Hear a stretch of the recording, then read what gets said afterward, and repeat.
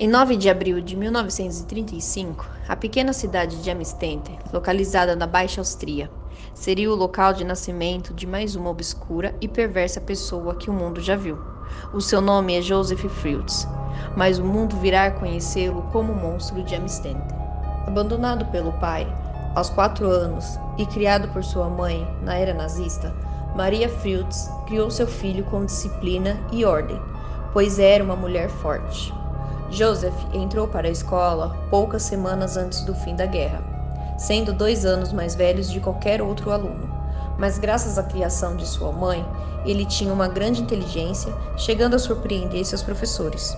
De natureza solitária, talvez por vergonha de sua pobreza, tinha poucos amigos, na qual conta que era tímido e era sempre educado e bem arrumado. De certa forma, sendo homem de casa, Joseph cresceu, terminou a escola, se formou em engenharia. Teve vários casos amorosos antes de conhecer Rosemary, descrita como uma pessoa gentil, tímida e tranquila, atributos nada parecido com a mãe de Joseph. Uma semana após se conhecerem, Rosemary apresentou seu namorado aos seus pais. A primeira impressão de Joseph foi boa, de uma pessoa simpática, amigável e educado. Atitudes depois que foram desaparecendo conforme o tempo se agravando, ainda mais quando se casaram em 1956, quando Rosemary tinha apenas 17 anos e Joseph 21. Em seu casamento tiveram 7 filhos, sendo 2 meninos e 5 meninas, incluindo Elizabeth Fields, nascida em 9 de abril de 1966, por coincidência a mesma data que seu pai, e que se tornaria parte da maior crueldade no futuro. Porém, anos antes de Joseph realizar o seu plano mais abominável, já havia dar indícios e ser perturbado em apresentar características de uma pessoa com violência. E no ano de 1967, manifestou sua conduta doentia ao cometer o estupro a uma jovem enfermeira, mantendo-a refém com uma faca em sua garganta, ameaçando matá-la se ela não submetesse ao ato sexual que ele violentamente praticava. Joseph foi preso e condenado a 18 meses de prisão, chegando a cumprir 1 ano e ser solto, voltando a morar em sua casa, com perdão da sua esposa Rosemary. Depois de um tempo, Joseph voltaria a tentar mais um ato de violência sexual em uma funcionária da fábrica local, que ao voltar do trabalho se deparou com Joseph, que a segurou seu braço e tentou forçá-la a cair ao chão para cometer o ato. Porém, não conseguindo exercer seu desejo, pelos barulhos e gritos que ecoavam no local, Joseph deixou a funcionária sob ameaça e que um dia voltaria. Contudo, por falta de provas, nem chegou a ser detido. No decorrer do seu casamento, cada vez mais Joseph mostrava ser um homem duro, sempre ditando ordens e maltratando mulher e filhos. Mas quando junto de amigos, dava impressão a ser alegre e divertido, onde fazia passeios e viagens de férias, deixando uma verdadeira face somente para famílias e amigos mais íntimos. Foi no ano de 1977 que Joseph começou a praticar abusos sexuais contra a filha Elizabeth, e na época ela tinha apenas 11 anos. Familiares descrevem Elizabeth como uma garota sossegada, tímida e de pouco contato. Comportamento esse que talvez seja relacionado ao abuso sofrido pelo pai, na qual sua mãe relatava ser constante as agressões sofridas por Joseph.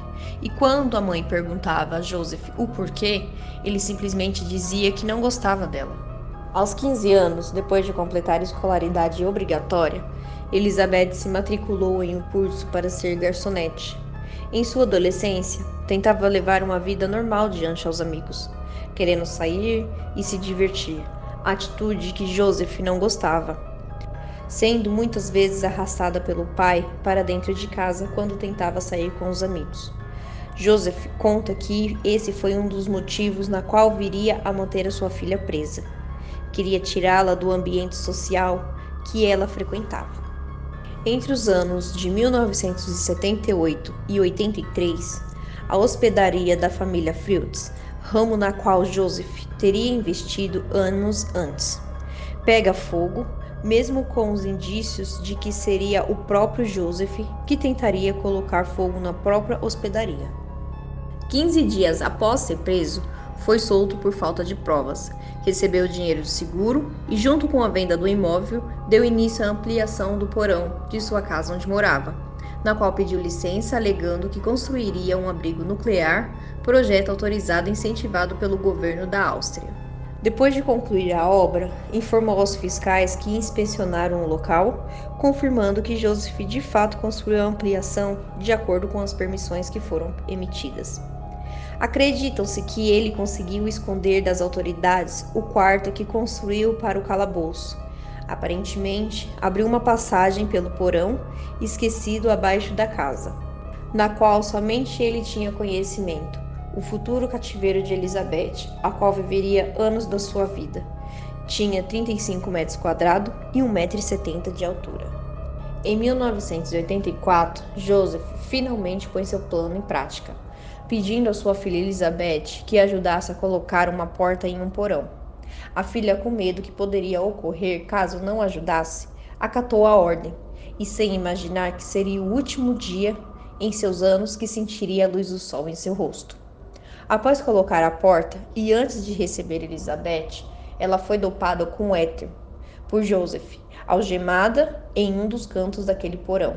Ela sofreu novamente com violência sexual do pai, mantendo-a por alguns dias, até amarrá-la na cama e assim deixá-la por meses, onde visitaria frequentemente para estrupá-la e espancá-la por muitas vezes. Com o desaparecimento de sua filha, Rosemary chamou a polícia, que começou a procura imediata pela garota. Mas devido ao seu histórico de tentativas de fuga passada, a polícia já não descartava a possibilidade de que seria mais uma delas. Foi quando Joseph teve uma ideia. Forçou a garota a escrever uma carta onde dizia: Mãe, pai, decidi sair de casa, me tornar independente. Estou com pessoas que realmente gostam de mim e estou em segurança. Não se preocupe comigo e nem venha à minha procura. É minha vida, a minha decisão. Diz a família que eu as amo. E foi com essa carta, na data de 21 de setembro de 1984, com carimbo de correio de uma outra cidade próxima, entregue à polícia por Joseph e uma desculpa na qual ele alegava que ela teria fugido para ingressar em uma seita, que ele conseguiu dar como encerrada a busca por Elizabeth.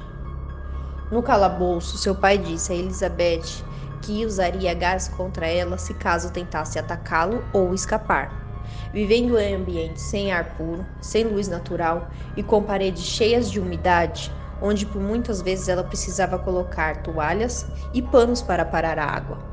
Elizabeth conta que chegava a pegar ratos com a própria mão. Joseph a visitava aproximadamente uma vez a cada 3 dias para levar comida e estrupá-la. No início, era apenas os dois, mas devido ao excesso dessa violação sexual, veio o nascimento da primeira filha de Elizabeth com o pai, Kristen, em 1988, depois Stephen, em 1990 e Lisa, em 1992. Joseph a estrupava na presença das crianças por várias vezes. Até o ano de 1993, ela viveu em um só cômodo. Posteriormente, ele adicionou um segundo quarto para acomodar os 2 irmãos.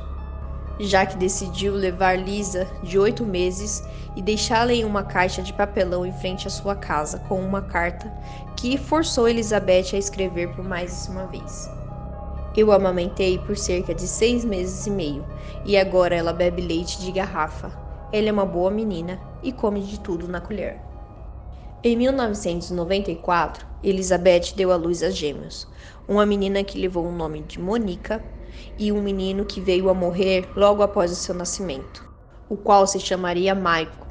Joseph friamente incinerou em uma fornalha no porão e jogou suas cinzas no jardim, assim conta Elizabeth. Quando Monica tinha por volta de 9 meses, Joseph levou para cima, onde foi encontrada em um carrinho de bebê de Lisa e novamente deixando com a ideia que sua filha tinha deixado mais uma criança para os avós criarem. Em 1996, nasce Alexander, também supostamente deixado pela mãe para Rosemary e seu marido criar.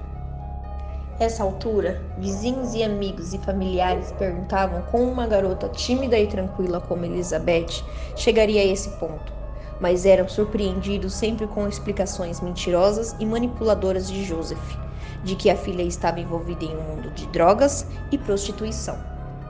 O último filho, Félix, nasceu em 2002. O menino teve que permanecer no calabouço com sua mãe e seus 2 irmãos mais velhos, Kristen e Stefan. As 4 pessoas que foram forçadas a viver no porão, sem janela e por todos aqueles anos, vegetavam. O único contato com o mundo exterior era por meio de um aparelho velho de TV. Imagens de campo e sol poderiam muito bem ser parte de alguma fantasia de um sonho, porque aquelas crianças nunca sentiram o cheiro de uma flor ou o calor do sol na sua pele. Eles sabiam que existia chuva e que havia oceanos, mas nunca tiveram contato. E apesar de Joseph nunca ter os matado, ele ainda assim privou a vida deles. Em certo momento, chegou a dizer Elizabeth e os filhos que se quisessem mais espaço, eles que os fizessem. E com isso, as crianças chegavam a cavar a terra para ampliar sua moradia com as próprias mãos. E enquanto mantinha-os presos por vários anos, Joseph chegou a viajar de férias, deixando praticamente sem comida e se divertia, descansando sem um pingo de preocupação. Fato esses que chegaram a ser gravados em vídeos caseiros. Outra curiosidade vinha da própria residência da família, que já havia alugado uma das casas do terreno para mais de 100 pessoas durante os anos de cativeiro de Elizabeth. Porém, nunca ninguém se atreveu a quebrar a regra que Joseph dizia alugar. A mesma regra seria válida para a família. Aquele porão era seu refúgio, o seu território, e ninguém tinha autorização para entrar lá. No seu local de trabalho era sagrado. Certa vez, um inquilino afirmou que às vezes escutava barulhos estranhos e perguntou a Joseph. E ele dizia que vinha do sistema de aquecimento de gás, que ficava embaixo de sua casa. Um outro inquilino disse ter visto levar alimento para o porão, mas pensou que estava estocando comida. Num sábado, dia 19 de abril de 2008, a filha mais velha de Elizabeth, Kristen, de 19 anos, ficou tão doente que nada salvaria da morte se não fosse socorrida. A mãe então implorou por muito tempo a Joseph que ele cedesse e levasse a filha para o hospital, abandonando-a na entrada para que ninguém questionasse sobre o seu estado alarmante. Sem documentos ou registros, Kristen não existia no mundo, então o hospital achou melhor entrar em contato imediato com a polícia. Em poucas horas, o misterioso surgimento daquela garota desconhecida foi algo tão estranho que o caso começou a ser televisionado. Elizabeth foi capaz de ver tudo, uma vez que possuía uma TV no cativeiro. Ela acabou suplicando de novo a Joseph para poder ajudar a filha, fornecendo informações essenciais ao médico, para que tivesse alguma chance, garantindo a todo momento que não diria absolutamente nada. Joseph mais uma vez cedeu aos pedidos de sua filha. Entre discursos inconsistentes de Elizabeth e o nervosismo aterrorizado da situação, os investigadores afirmaram que daria voz à prisão a ela por maus tratos e abandono, se ela não começasse a falar a verdade. Então ela prometeu que contaria tudo o que estava acontecendo, se eles prometessem a ela que nunca mais teria que olhar para a cara do seu pai, e tivesse a proteção para seus filhos e sua mãe. E naquela noite foi através do desespero de salvar a sua vida e da sua filha que a voz de Elizabeth foi ouvida, depois de 24 anos de puro silêncio. E finalmente, depois de ser violentada sexualmente mais de 3.000 vezes, espancada por 24 anos, 8.516 dias, Elizabeth e seus filhos foram libertados daquele pesadelo infernal que era sua vida. E no dia 26 de abril de 2008, ela encontrou sua liberdade. No final do cativeiro, tinha 55 metros, um banheiro, uma sala e um quarto. Tudo bem apertado. Cerca de 8 portas, algumas com senhas eletrônicas, algumas de aço.